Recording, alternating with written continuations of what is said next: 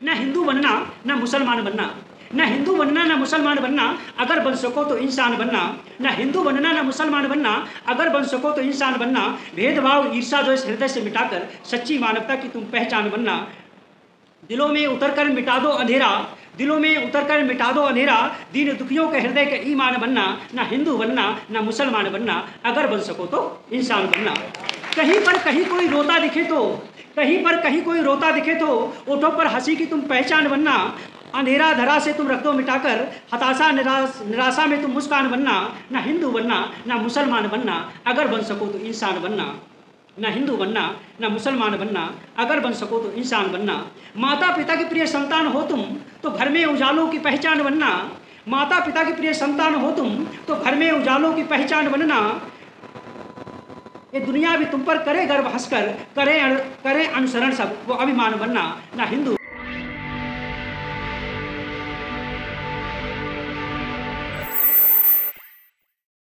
जय भीम, नमो बुद्धाय, जय संविधान।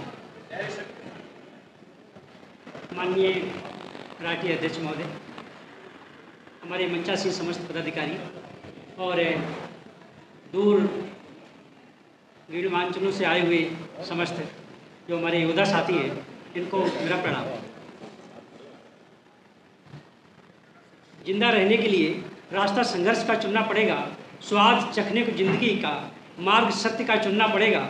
स्वार्थ और मौन में रहने वाले गुमनामियों में मर जाते हैं एक रोज़, यदि बनोगे सुकरात तो प्याला जहर का पीना पड़ेगा।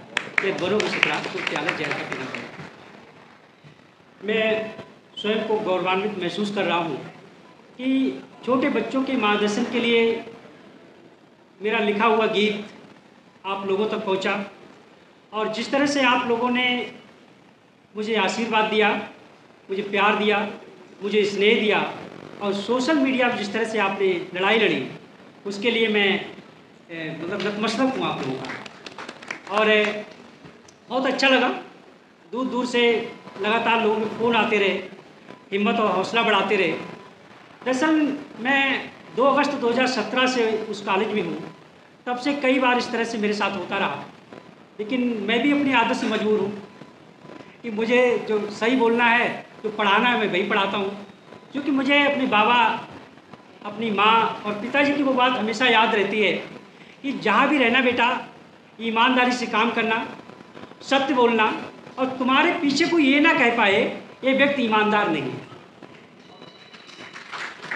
उसी का मैं निर्वाह कर रहा था। और अभी जैसा यहाँ पर मांग उठी, उस कविता को सुनाया जाए। आप सभी बुद्धिजीवी लोग हैं, उस कविता को सुने। कहीं पे भी शायद किसी का विरोध नहीं है, किसी की उसमें भत्सना नहीं की गई है। अरे हम शिक्षक हैं तो मार्गदर्शन करना हमारा काम है, वही मैं मार्गदर्शन ही कर रहा था। शायद सबसे बड़ी गलती कर दी उसमें भीमराव अम्बेडकर साहब का नाम ले लिया मैंने, और गलती कर दी कि मैंने ये कह दिया कि मैंने आज तक कहीं इतिहास में पढ़ा नहीं है कोई भगवान आया हो किसी को उद्धार कर दिया हो। इसमें मेरी भी क्या गलती, जो पढ़ता रहा वही मैंने पढ़ाया बच्चों को। वो कविता में आप, वो गीत है जो आप तक संप्रेषित कर रहा हूँ। कांवड़ लेने मत जाना तुम ज्ञान का दीप जलाना, मानवता की सेवा करके सच्चे मानव बन जाना। कांवड़ लेने मत जाना तुम ज्ञान का दीप जलाना, मानवता की सेवा करके सच्चे मानव बन जाना। शिक्षा है जग जग की जननी, उसका दूध पियो तुम, सत्कर्मों का रहस्य बड़ा है, उसका रूप गुनो तुम। सत्य आचरण प्रेम परोपकार है सब जीवन के साथी, ज्ञान विवेक का दीप जलाओ है यही तुम्हारी थाती। धूर्त बहुत हैं कपट प्रपंची, इनका जाल समझना, मन का मैल ज्ञान से धोकर सुई का महत्व समझना।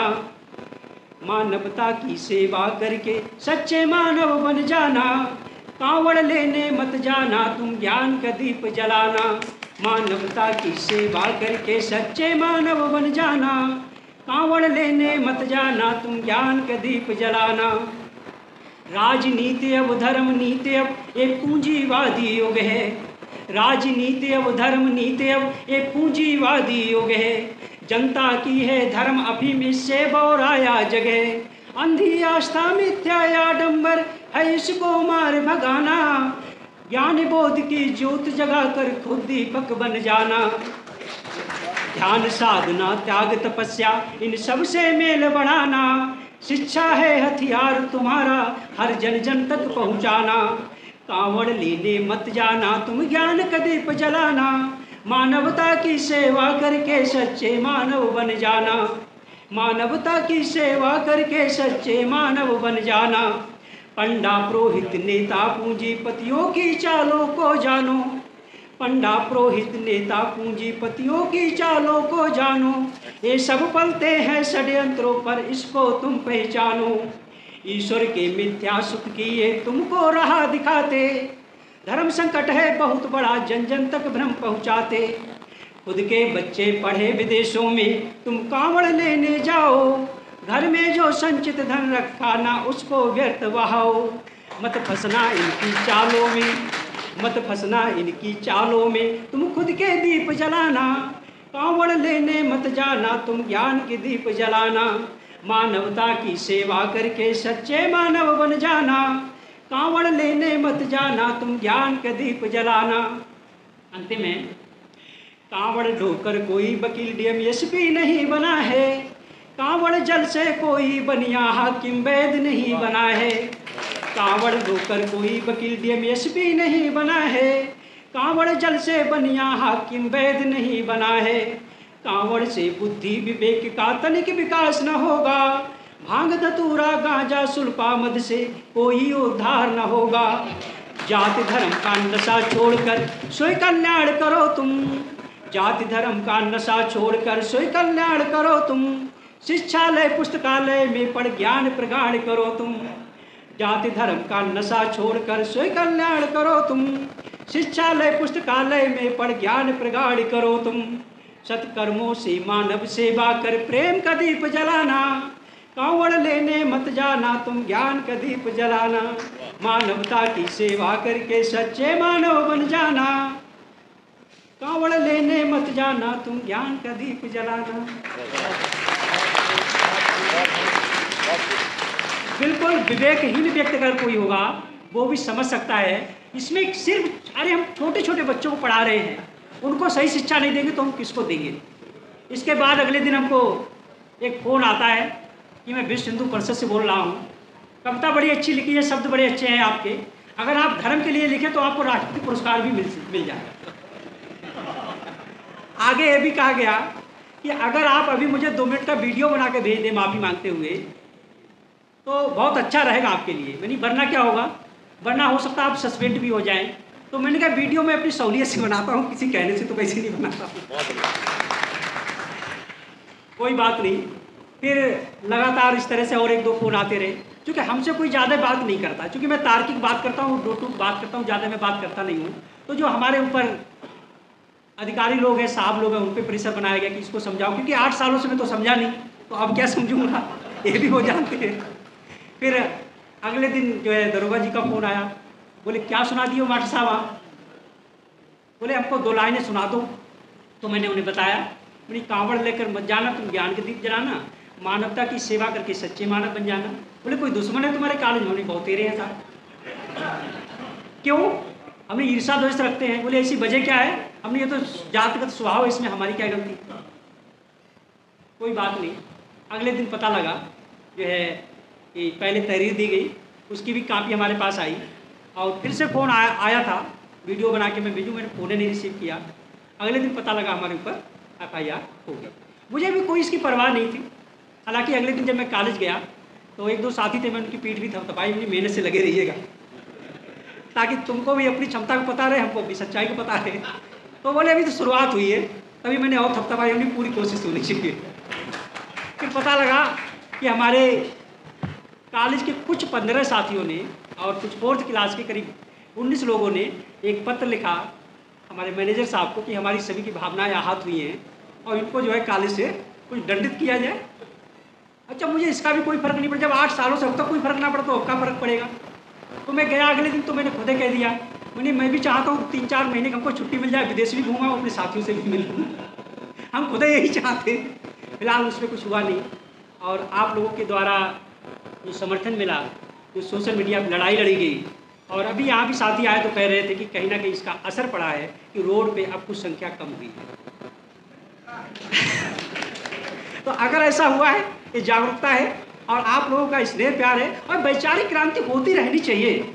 अब मैं एक कविता छोटी सी और सुनाना चाहूँगा, जिसमें और देखिए मतलब कैसे कैसे विरोध किया जाता है। मैं तो ताज्जुब मानता हूँ इस चीज़ का कि मैं एक शिक्षक हूँ, और शिक्षा होने के नाते अगर हमारे बच्चे हमसे पूछे आप हिंदू हो या मुसलमान हो, मैं कौन लग रहा हूँ, सर आप मुझे मुसलमान लग रहे हैं। चलो कोई बात नहीं, बढ़िया बात है, लेकिन मैं एक शिक्षक हूँ। कई बार मैं सोचता रहा, कई दिन सोचता रहा, मुझे नींद भी नहीं आई, करीब 3-4 हफ्ते हो गए। तो मैंने एक कविता लिखी थी बच्चों के लिए, उसको मैं इसलिए सुनाना चाहूँगा कि उस पर भी विरोध होता है, आखिर हम लोग जा कहाँ रहे हैं, इसलिए मैं सुनाना चाहूँगा। क्योंकि हमारे यहाँ जो जूनियर क्लासेस रहते हैं तो उसमें मुसलमानों के बच्चे अलग इसलिए बिठाए जाते हैं, उर्दू विषय रहता है, और संस्कृत की वजह से बच्चे अलग बिठाए जाते हैं। तो बच्चों में मतलब वो जहर कौन बोलता है क्या है, मैं तो पहली बार देखा, मैं कभी ऐसे माहौल में रहा नहीं था। भाई इलाहाबाद विश्वविद्यालय तो प्रोफेसरों के पीछे रहा, प्रोफेसर हमारे हिंदू भी रहे, मुस्लिम भी रहे, सभी ने हमारा मार्गदर्शन किया। साथ ही हमारे हिंदू लड़कियां भी रही और मुस्लिम बच्चे भी रहे, हमें कभी कुछ ऐसा लगा, ये पहली बार लगा। तो सर वो कविता छोटी सी है, मैं इसलिए सुनाना चाहूँगा कि आखिर इस विरोध का स्तर कहाँ तक जा सकता है। ये है, ना हिंदू बनना ना मुसलमान बनना, ना हिंदू बनना ना मुसलमान बनना, अगर बन सको तो इंसान बनना। ना हिंदू बनना ना मुसलमान बनना, अगर बन सको तो इंसान बनना।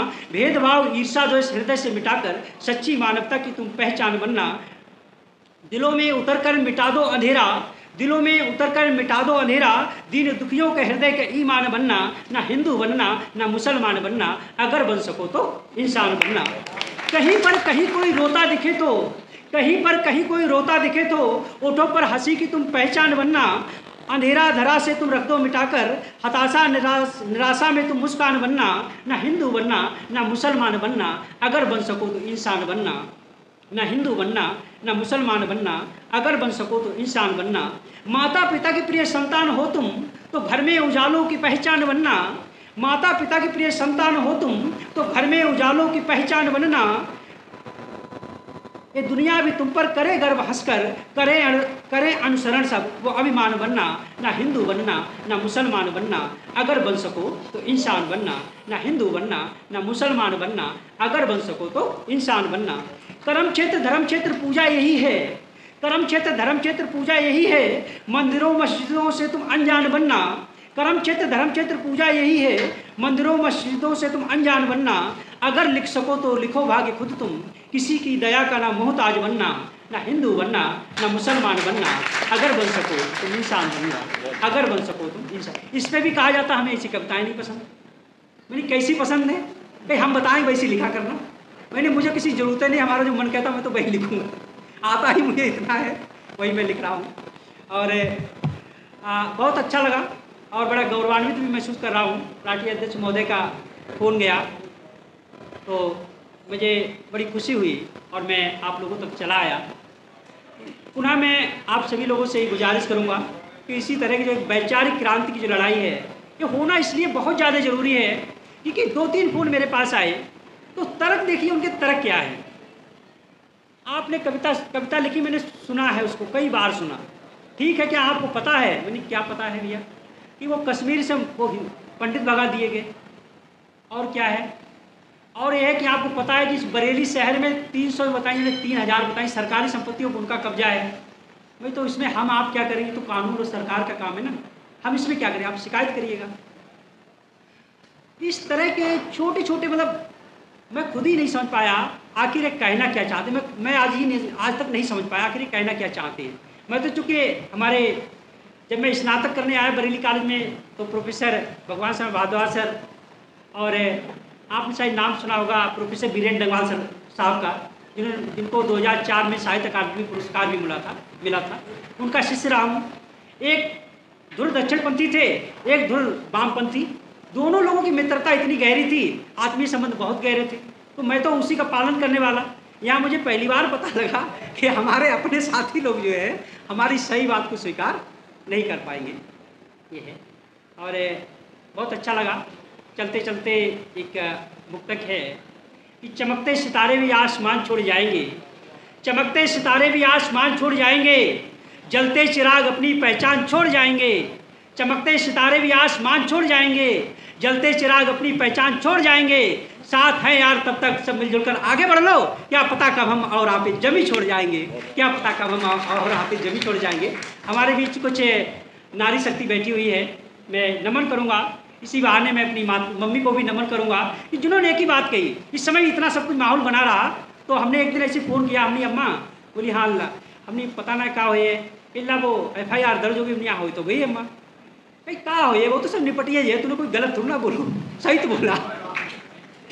मैं ऐसे ही मज़ा ले रहा था, हालांकि मुझे पता था इसमें कुछ नहीं होना है, जबकि मेरी माँ जो है वो ज़्यादा पढ़ी लिखी नहीं, पढ़ी लिखी क्या मैंने खुद ही देखा, जब हम पढ़ते थे तो वो हस्ताक्षर करना सीखती थी और कक्षा एक ही किताब खुद भी पढ़ती थी। हालांकि हमारे पिताजी जरूर इंटर कॉलेज से जो है प्रवक्ता सेवानिवृत्त हुए हैं, तो मुझे बड़ी हंसी आई, काफ़ी देर तक मैं आनंद लेता रहा। मैंने अम्मा आप क्या करेंगे, क्या करेगो, वो तो सब ऐसे चलते रहा देंगे, तो सही बोलो, अपनी सही बात अटल रहना। ठीक है, तो चलते चलते कहूँगा, मैं जिंदगी का सारा सफ़र लेके चला हूँ, मैं जिंदगी का सारा सफ़र लेके चला हूँ, इस उम्र का भी अपना असर लेके चला हूँ, मैं जिंदगी का सारा सफ़र लेके चला हूँ, इस उम्र का भी अपना असर लेके चला हूँ, ये मौत मेरी राह में तू मुझको न तकना, मैं घर से चला माँ की दुआ लेके चला हूँ, मैं घर से चला माँ की दुआ लेके चला हूँ। बाबा साहब भीमराव अम्बेडकर साहब अमर रहे। जय भारत, जय संविधान, जय भारत, जय संविधान।